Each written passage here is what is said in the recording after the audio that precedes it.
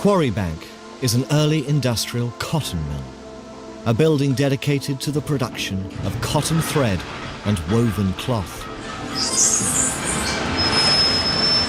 It owes its existence to the invention in the mid-18th century of machines of startling ingenuity, designed to speed up the process of textile manufacturing. Spinning mules like these could spin 240 miles of cotton thread a day.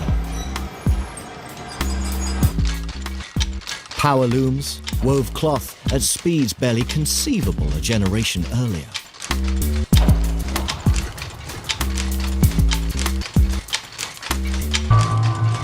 These machines were the driving force of the Industrial Revolution, but no less extraordinary were the buildings created to house them, a new kind of building in Britain, a factory, designed for the express purpose of work, a place where workers would assemble, where they'd work their shifts, dictated by the factory bell. Nowadays, we take the idea of going to work for granted. Most working people in this country are employees. We work for someone else. We have our breakfast, we leave the house, we go to our place of employment, be it a factory, an office, a call centre, whatever. And there we do our allotted 9 to 5, 9 to 6, with maybe an hour off for lunch.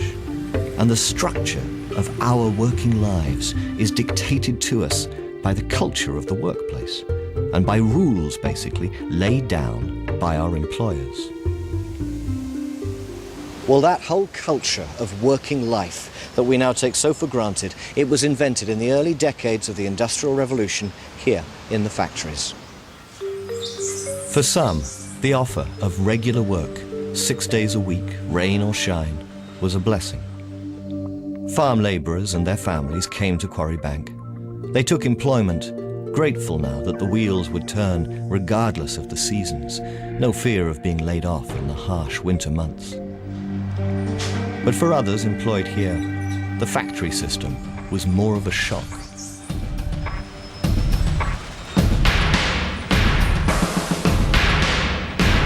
They'd worked in textiles all their lives, not in factories, but at home, in cottage industries, spinning thread on spinning wheels, weaving cloth on hand looms. This in its day was skillful, highly paid, well-respected work. Come the machines, though, the days of the hand-loom weaver were numbered. Machines like these were too big to fit in anyone's front room, and they needed a power source, water. Most of all, though, to buy infrastructure like this, you needed capital, money, more than any humble weaver could afford. And so emerged a new player in the game. The entrepreneur, the mill owner, the capitalist, a man prepared to invest a fortune for high returns. And the hand-loom weavers, forced out of the market, turned cap in hand to the factories for work.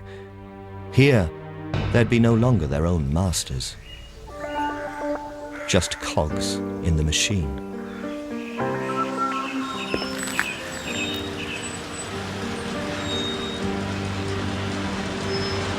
You get the sense these places aren't designed on a human scale. The width of this room is dictated by the width of the spinning mule. The ceilings are low to maximize the number of stories, to cram in as many machines as possible. The workers, you sense, were an afterthought.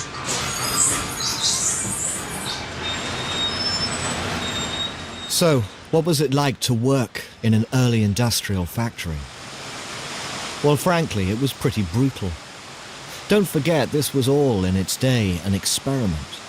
Machines like these had never existed before, and the factory system was never designed with the workers in mind. The air on the factory floor was thick with cotton dust. It got into the lungs, it caused all kinds of pneumatic diseases. The looms were designed for speed, not safety. Accidents were common, fingers, arms caught in the machines. Shifts could last 14, 15, 16 hours. Dignity in labour, common humanity, all sacrificed in the quest for profit. I suppose to modern eyes the most telling detail in this grim new industrial world was the presence of children, some as young as 6 or 7, employed to scurry under the machines picking up scraps of waste cotton. Only children were small enough to do the job, but it left them stooped and broken. Most had physical infirmities later in life.